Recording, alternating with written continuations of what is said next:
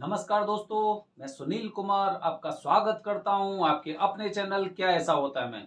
दोस्तों, जैसे कि आज नाग पंचमी है और आप में से न जाने कितने लोग मतलब बहुत सारे लोग आज त्र्यंबकेश्वर में काल सर्प दोष निवारण की पूजा करने वाले हैं या फिर वो कर चुके हैं। दोस्तों, मैंने अपनी वीडियो के माध्यम से आपको अधिकतर जानकारी देने का प्रयास किया था। मेरा उद्देश्य था कि आप लोगों को किसी तरह की किसी मतलब कोई समस्या का सामना ना करना पड़े। जिस तरह से हम लोगों को समस्या हुई ना, क्योंकि हमें उस स्थान के बारे में, उस पूजा के बारे में कुछ भी जानकारी नहीं थी। जब हम पहली बार त्र्यंबकेश्वर गए थे तो त्र्यंबकेश्वर पहुंचने के पश्चात गुरुजी कभी कहते ये वाली चीज लेके आइए, कभी कहते वो वाली चीज लेके आइए, फिर उसके पश्चात ये होगा, आपको इतने बजे आना है, आपको यहाँ पे स्नान करिए, वहां पे करिए। मतलब इस तरह की काफी ऐसी चीजें थी कि जिनसे हम पूरी तरह से अनभिज्ञ थे। यही प्रयास था मेरा कि आप लोग जब अपने बच्चों की या स्वयं की काल सर्प दोष निवारण की पूजा करने जाएं तो आपके पास एक एक जानकारी हो। जब मैं काल सर्प दोष की पूजा करने के लिए बैठा तो मुझे केवल यही जानकारी थी कि काल सर्प दोष की पूजा हो रही है। जब मैं वहां पे बैठा तो मैंने देखा मेरे साथ काफी लोग बैठे हुए थे, करीब 10-15 लोग मेरे साथ बैठे हुए थे पूजा में। तो मुझे बड़ा अजीब सा लगा। मैंने कहा ये कौन सी पूजा होती है कि यहाँ पे मैं भी पूजा कर रहा हूँ, ये भी पूजा कर रहे हैं। ये तो मुझे थोड़ा सा ना सही नहीं लग रहा था, मुझे कुछ अजीब सा लग रहा था। ऐसा लग रहा था कि जैसे कि मैं एक फॉर्मेलिटी पूरी कर रहा हूं, इस तरह की चीजें मुझे लगी। ठीक है, तो तब से मैंने जानने का प्रयास किया कि आखिरकार ऐसा प्रचलन क्यों आया, आखिर इसकी क्या आवश्यकता थी। दोस्तों, इसीलिए जब मुझे बाद में पता चला तो मैंने आपको सारी जानकारी दी कि आपको घर से कुछ भी लेके नहीं आना है। आपकी घर से अर्जी लगेगी, अर्जी से पहले आपको अपने घर में से लहसुन प्याज एकदम के लिए खत्म कर देना है। उसके पश्चात 40 दिनों के नियम होते हैं। ग्रुप की पूजा इस तरह की होती है, प्राइवेट पूजा इस तरह की होती है। वरदानी पंडित जी ये होते हैं, बाहर के पंडित जी ये होते हैं, आश्रम में पूजा करने वाले कौन से गुरुजी होते हैं, मंदिर से दूर ले जाकर आपकी पूजा करने वाले कौन से गुरुजी होते हैं, वरदानी पंडित जी की पहचान क्या होती है। मतलब ना, मैंने छोटी छोटी सी बातों को, जिन समस्याओं का मैंने खुद ने सामना किया, ठीक है, उनके बारे में जब मैं उनकी गहराई तक पहुंचा तो मैंने अपनी वीडियो के माध्यम से आपको सारी जानकारी देने का प्रयास किया। इसके पश्चात काफी लोगों के अंदर एक सोच होती है, वो सोचते हैं कि क्या हम नाग पंचमी वाले दिन ही पूजा करा सकते हैं या फिर महाशिवरात्रि वाले दिन ही पूजा करा सकते हैं, या फिर कौन कौन से सर्वोत्तम मुहूर्त हैं, या फिर पूरी साल में भी पूजा कर सकते हैं या नहीं कर सकते, या फिर मुझे दोबारा से पूरी एक साल इंतजार करना पड़ेगा। वो सारी जानकारी मैं अपनी वीडियो के माध्यम से दे चुका हूं दोस्तों। इसीलिए जो लोग नाग पंचमी वाले दिन मतलब आज का दिन उन्होंने सोचा था कि नागपंचमी वाले दिन पूजा करें, लेकिन दोस्तों क्या होता है कि जैसे कि भीड़, हमें पूरी तरह से आवाज था कि इस तरह की भीड़ हो सकती है। मैंने अपनी वीडियो के माध्यम से भी आपको बताने का प्रयास किया था कि करीब इतने लोग हो सकते हैं। जो लोग त्र्यंबकेश्वर में मौजूद हैं या महाकालेश्वर में मौजूद हैं, वो सब ये बात समझ रहे होंगे कि मैंने जो जानकारी दी वो जानकारी उनके लिए बड़ी फायदेमंद साबित हुई। ठीक है, आप यकीन नहीं करेंगे, जो रूम त्र्यंबकेश्वर में 800 रुपए का मिलता था, वही रूम आज के दिन मतलब कल के दिन 20 तारीख को उस रूम की एक दिन की कीमत 7,000 से 8,000 रुपए थी। ठीक है, जो लोग पहले से बुक कर चुके थे उनके लिए ठीक है, लेकिन जो एकदम ऑन द स्पॉट वहां पे पहुंचे उनको बड़ी कठिनाइयों का सामना करना पड़ा। उनके रहने के लिए, रुकने के लिए उनके कोई स्थान नहीं बचा था। ठीक है, एक एक हॉल में काफी लोग ऐसे ठहरे हुए थे जैसे कि कहीं पे कब शादी वगैरह में जाते हैं उस तरह से। तो दोस्तों, अपनी तरफ से भरसक प्रयास करने के बावजूद भी काफी लोग ऐसे थे जो परेशानियों का सामना हुआ। दोस्तों, हालांकि हम अच्छी तरह से जानते हैं जब ऐसी जगह जाते हैं कुछ चोरी या फिर जैसे कि कुछ ऐसे लोग होते हैं असामाजिक तत्व, तो उनका हमें सामना करना पड़ता है। हमारे एक मित्र हैं, उनका भी एक मोबाइल चोरी हो गया जब वो नागचंद्रेश्वर महाराज की लाइन में लगे हुए थे। बहुत अच्छी पूजा कराने के पश्चात भी जब आपके साथ ऐसी घटनाएं होती तो आपको थोड़ा सा खराब लगता है कि क्या भोलेनाथ जी मेरे ऊपर क्रुद्ध हैं या फिर वो मुझसे प्रसन्न नहीं है, मैंने इस तरह का रुद्राभिषेक करवाया, जिस तरह की पूजा कराई।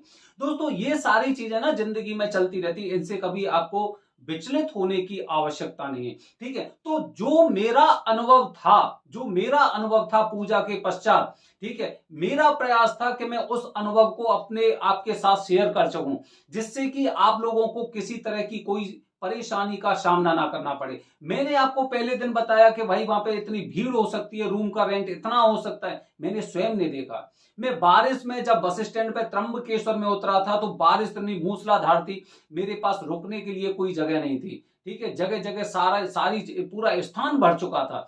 सब मुंह मांगी कॉस्ट अपने उसकी क्या बोलते हैं, जो रूम होता है उसकी मुंह मांगी कीमत मांग रहे थे। ठीक है, जैसे तैसे करके हमने वहां पे स्टे किया, स्टे करने के पश्चात पूजा की। तो वही उद्देश्य था अपना भी कि लोगों को जो मैंने परेशानियां झेली हैं वो परेशानियां आपको ना झेलनी पड़े। ठीक है, अच्छा दोस्तों, काफी बार आपके दिमाग में ये भी चीज आती होगी कि नागपंचमी का त्योहार तो गया, क्या अब मुझे पूरी अगली अगली नागपंचमी का इंतजार करना पड़ेगा या बीच में कुछ मुहूर्त होते हैं।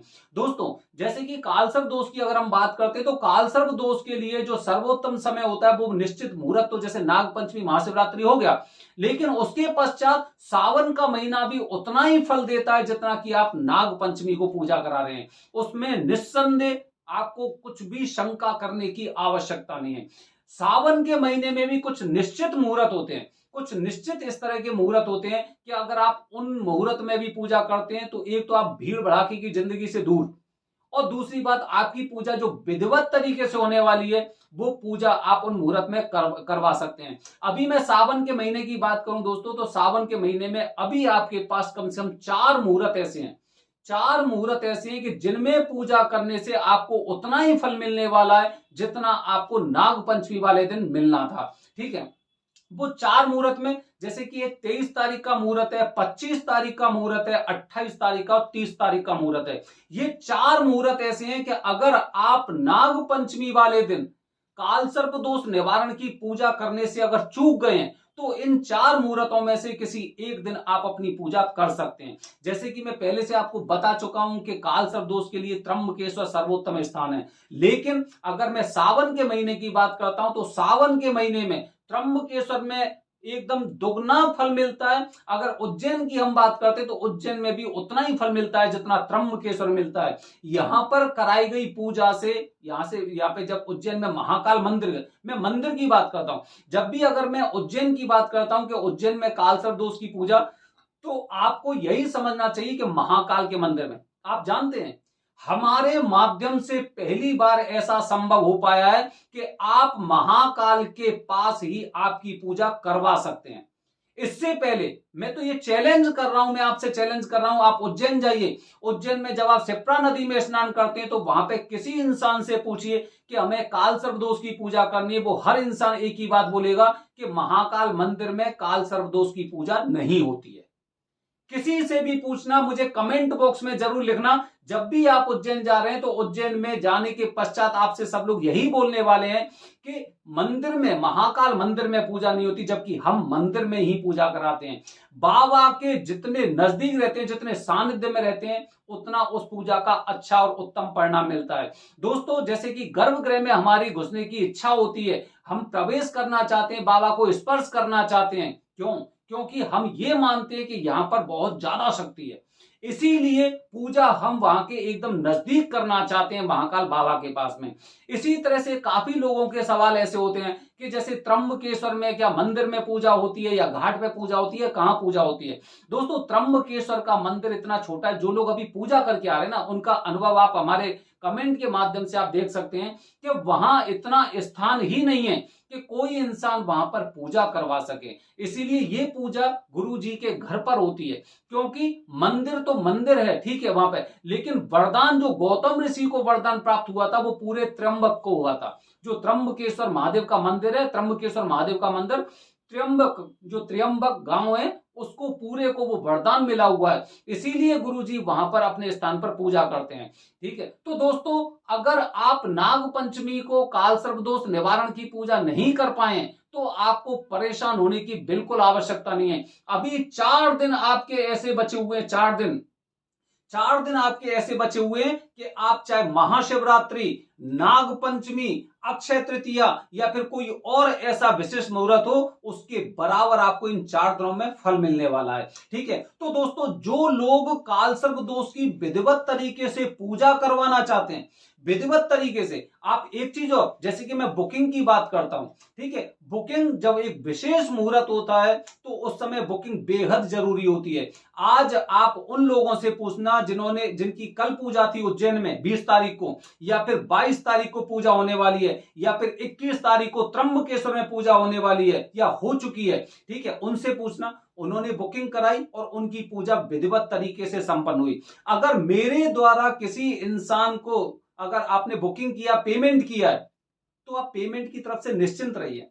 अगर आप पूजा कराने नहीं पहुंचते, तो हमने ऐसा भी किया है कि जो लोग पूजा कराने नहीं पहुंच पाए, बुकिंग उन्होंने करवा रखी थी, उसके पश्चात हमने उनका पेमेंट वापस किया है। आप निस्संदेह हम पर विश्वास कर सकते हैं। अविश्वास हो, आप मुझे व्हाट्सएप करिए, मैं आपकी जो अविश्वास है मैं उसे विश्वास में बदल सकता हूं।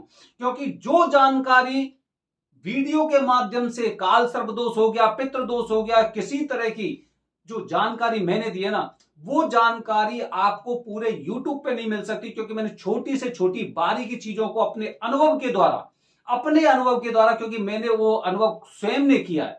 तो जब किसी इंसान को स्वयं को अनुभव होता है, तो उसका अनुभव उस हिसाब से जब वो एक्सप्लेन करता है, तो उसका अनुभव आपके बड़े फायदेमंद रहता है।